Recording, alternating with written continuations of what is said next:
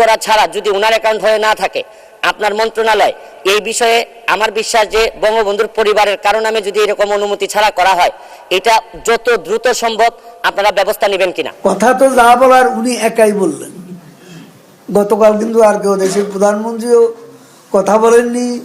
কখনো কখনো এটার মধ্যে কোনো আসলে আনসার্টেনিটি থাকে, আমরা নিশ্চিতভাবে বলতে পারি না সবসময় তার ইতিবাচকভাবে দেবে কিনা। কাজে এটা যখন কোনো কারো নামে অ্যাকাউন্ট খোলা হয়, বিশেষ করে বঙ্গবন্ধুর পরিবারের কারো নামে, তখন দেখা যাচ্ছে যে যদি ভেরিফাইড করা হয় তখন আমরা বুঝি যে এটা রিয়েল ওনার, কিন্তু ভেরিফাই করা ছাড়া বঙ্গবন্ধুর পরিবারের কারো নামে ফেসবুক অ্যাকাউন্ট খোলা হইলে আমি আপনাকে প্রমাণ হিসাবে দিতে পারি। সাইমা ওয়াজেদ পুতুল ম্যাডামের নামে 3 মাস ধরে একটা পেজ কাজ করতেছে, 1,61,000 ফলোয়ার, উনি পজিটিভই এটার মধ্যে লেখা হচ্ছে, কিন্তু ভেরিফাই করা ছাড়া যদি ওনার অ্যাকাউন্ট হয়ে না থাকে আপনার মন্ত্রণালয় এই বিষয়ে আমার বিশ্বাস যে বঙ্গবন্ধুর পরিবারের কারো নামে যদি এরকম অনুমতি ছাড়া করা হয় এটা যত দ্রুত সম্ভব আপনারা ব্যবস্থা নেবেন কিনা। ধন্যবাদ মাননীয় সদস্য, মাননীয় প্রতিমন্ত্রী। ধন্যবাদ মাননীয় সংসদ সদস্য, আপনার একটি খুবই গুরুত্বপূর্ণ বিষয় আপনি উত্থাপন করেছেন।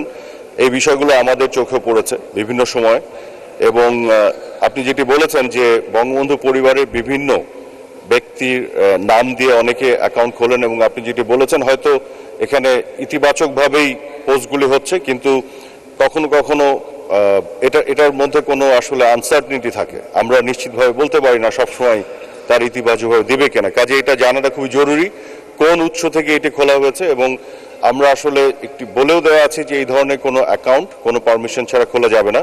তবে তথ্য মন্ত্রণালয়ের অধীনে আমাদের কাছে ওই ক্যাপাসিটি নাই যে এগুলো আমরা বন্ধ করতে পারি। আমার যেটি মনে হয় যে এই বিষয়গুলো আমরা অগ্রাধিকার ভিত্তিতে দেখব, এবং আইসিটি ডিভিশন এবং টেলিকমিউনিকেশন মিনিস্ট্রি এবং আইন মন্ত্রণালয়ের সাথে এবং স্বরাষ্ট্র মন্ত্রণালয়ের সাথে আমি যে কোলাবোরেশনের কথা বললাম তার ভিত্তিতে, তার মাধ্যমে আমরা একটা সমাধান বের করব, এই ধরনের কোনো সুযোগ আর ভবিষ্যতে তৈরি না হয়। ধন্যবাদ।